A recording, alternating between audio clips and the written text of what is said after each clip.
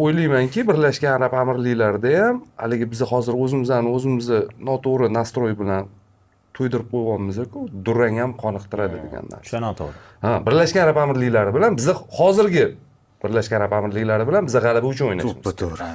Bu haqda ancha muncha gapirdik. Boya aytdik-ku, hozir 3 ta arab o'tirganda agar Birlashgan Arab Amirliklaridan podkast bo'layotganda, hozir ular o'tirgan bo'lardi, raqib ochib, ya'ni raqib biza Yo'ldosh Shomurodov, voy, eng yaxshi o'yinchisi Husanov, o'zi qo'pol qilib aytganda, misol uchun agar Birlashgan Arab Amirliklarini yuta olmasak, jahon chempionatiga chiqishimiz kerak edi o'zi aslida. To'ppa-to'g'ri. Endi biz durang uchun durang o'ylaganimiz ham yo'q. To'g'ri, muxlislar tomonidan, balkim boshqalar tomonidan durang ham bizni qoniqtiradi deyotgandir, lekin biz durang o'ylaganimiz ham yo'q-da. Chiqamiz, yutamiz bo'ldi. Birlashgan Arab Amirliklari bilan durang uchun maydonga chiqadigan jamoa jahon chempionatida aytaylik Braziliya emas, Ispaniya emas, Meksika bilan qaysi natija uchun chiqadi? Masalan, To'g'ri.